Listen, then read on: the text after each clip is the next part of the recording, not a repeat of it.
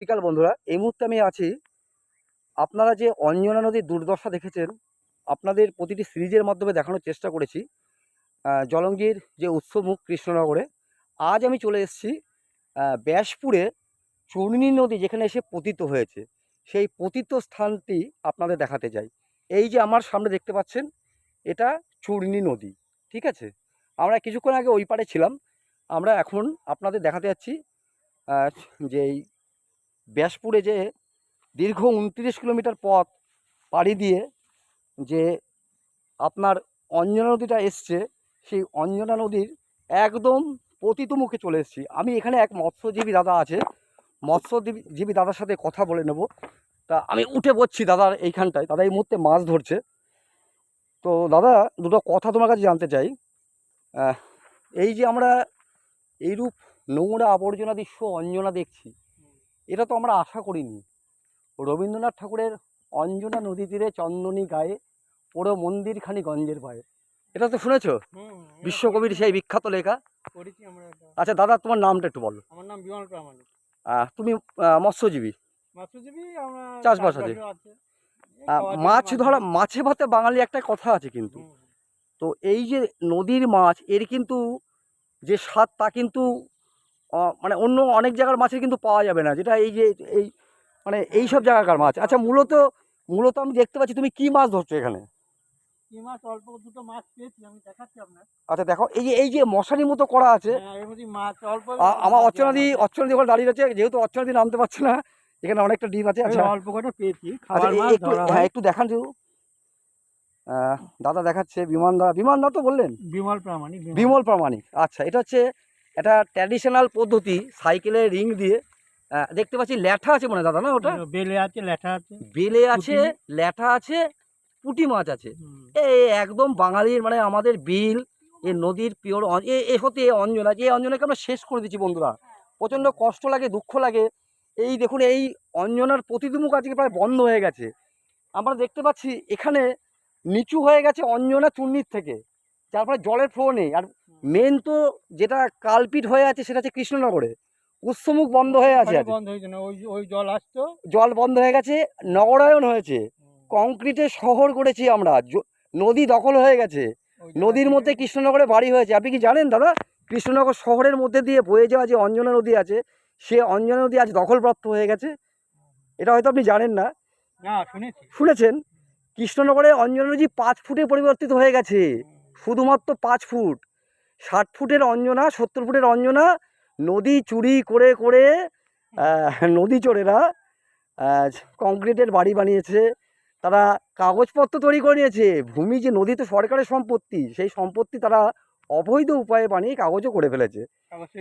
একদম কাগজ তৈরি হয়ে গেছে দাদা। সব থেকে দুঃখের ব্যাপার হচ্ছে, আমরা রিভার রিকভারি মুভমেন্ট বলে একটি আমরা স্বেচ্ছাসেবী, একটু বলিনি আপনাকে, একটু বলিনি আগে। রিভার রিকভার মুভমেন্ট বলে আমরা একটা স্বেচ্ছাসেবী সংগঠন করেছি। এই আমাদের দিদি, আমাদের সদস্য। আমি এসেছি আজকে আমার দর্শকদের দেখাতে এসেছি যে অঞ্জনা কতটা কষ্টে আছে। অঞ্জনার দম বন্ধ হয়ে এসছে। এই অঞ্জনাকে আমরা পুনরুদ্ধার করতে চাই এনি হাউ, যে কোনো মূল্যে। আমরা এই অঞ্জনা সংস্কারের জন্য সরকারের কাছে দাবি জানাবো এবং বৃহত্তর আন্দোলনে যাব।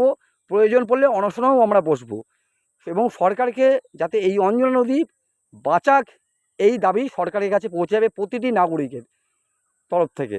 তো দাদা, আপনি অঞ্জনা বিষয়ে আপনার ছেলেবেলা দু একটা কথা বলুন। মানে এখন যে অঞ্জনা দেখেছেন আপনি, ছোট্টবেলায় অঞ্জনাটা কি আরটু কি ভালো ছিল? অনেকটাই ভালো ছিল। মানে এত আবর্জনা ছিল না, আর স্রোত ছিল ভালো। আচ্ছা, এই যে নৌকা যেত, খুব ছোট ছিলাম, বাতলায় আমরা বিভিন্ন মুদিখানা মাল, অন্যান্য মালপত্র পাট নিয়ে যেতাম। তাহলে এই পথ দিয়ে আসতেন? হ্যাঁ। আচ্ছা আচ্ছা, নদী নৌকায় করে যেতাম। তাও মোটামুটি কত বছর আগে হবে তাদের একটা আনুমানিক? মোটামুটি 40? হ্যাঁ, 40-35 এরকম। 35-40 বছর আগেও আপনারা নৌকো করে এখান থেকে চলে আসতেন, বাতকুলা থেকে? আচ্ছা, আপনি স্বপ্ন দেখেন না এই অঞ্জনা নদীটা আবার পূর্বে রূপ ফিরে পাক? মানে মানুষ চায়, সবাই চায়। আর আপনাদের যে এই মাছ ধরাটা আপনাদের জীবিকা, আমি এটা মানতেই হবে যে এই নদী পাড়ের মানুষের প্রধান জীবিকা হলো কিন্তু মৎস্য নিয়ে। তো এই নদীটা যদি বাঁচে তাহলে এই মাছ তো ধরে জীবিকা নির্বাহ তো হবে। হ্যাঁ, জীবিকা আর নির্বাহ এখানকার যারা মৎস্যজীবী আছে তারা তো অত্যন্ত সংকটের মুখে এখন, সে তো ঠিকই। তারা মাছ ধরতে পারছে না। এই নদীর কালো জল, এই দর্শনা থেকে নাকি বলছে কালো জল চলে হ্যাঁ, আসছে। ওই জল আসে এটা কোথা থেকে আসছে? বাংলাদেশের দর্শনা থেকে? বাংলাদেশে ওটা কি দর্শনা। চিনির মিলের জল দাদা? এটা চিনির মিলের জল, হ্যাঁ, চিনির মিলের আচ্ছা, জল। চিনির মিলের জল এইটা চলে আসছে এইখান থেকে। হ্যাঁ, এটা খুবই উপদ্রব। মানে মাছ এই যে নড়ছে না, হ্যাঁ, এই কিছুদিন সকালে খুব ভাসে মাছ। মাছ ভাসে, হুম, মরে যায় না মাছ অনেক সময়? মরে তো যাই, আচ্ছা, এই দূষিত জলের জন্য। দূষিত জলে। আচ্ছা, এখানকার আঞ্চলিক মাছগুলোর নাম যদি বলেন কি কি পাওয়া যায়? মানে অঞ্জনার মূল যে ভিত্তি ছিল, যে মাছগুলো কি কি আঞ্চলিক মাছ এখানকার বিশেষত, একটু যদি নামগুলো বলেন মাছগুলো। পুঁটি মাছ পাওয়া যায়, আচ্ছা, বেলে, আচ্ছা, ট্যাংরা, আচ্ছা, তারপরে চিংড়ি, আচ্ছা, আপনার তারপরে হচ্ছে ওই রুই মাছও পাওয়া যায়, পাওয়া যায়। রুই, মৃগেল। ওটা একটু তারপরে বর্ষার জল হলে বেশি বর্ষার পাওয়া জল যায়। হলে পাওয়া যায়। আচ্ছা, যখন জলটা বাড়ে। মানে তো তারপরে হুম, ল্যাঠা, হুম, তারপরে কই মাছ আচ্ছা, আচ্ছা, এগুলো পাওয়া যায়। পাওয়া যায়। তারপরে আপনার চিংড়ি তো বললাম, হুম, আর ওই বাটা মাছ পাওয়া যায়। বাটা মাছটা পাওয়া যায়। বাটা, তাহলে দর্শন কালবাউস, দেখলেন, বাটা, তারপর ফলুই মাছ, ফলুই মাছ পাওয়া যায়। জিওল মাছ খুবই পাওয়া যাচ্ছে আচ্ছা, এখন। জিওল মাছ পাওয়া যায়। অনেক আ রকম মাছই আছে। আচ্ছা, আচ্ছা, আচ্ছা দাদা, এই যে নেটিংটা দেখছি এটা কি এরকম করে উঁচু করলে উপর দিকে উঠে যায়, আবার নিচু করলে নেমে যায়? হুম, হুম। এটা যখন নামিয়ে রাখো এর মধ্যে মাছ মানে এসে ওই দিকে জড়ো হয়, আছে।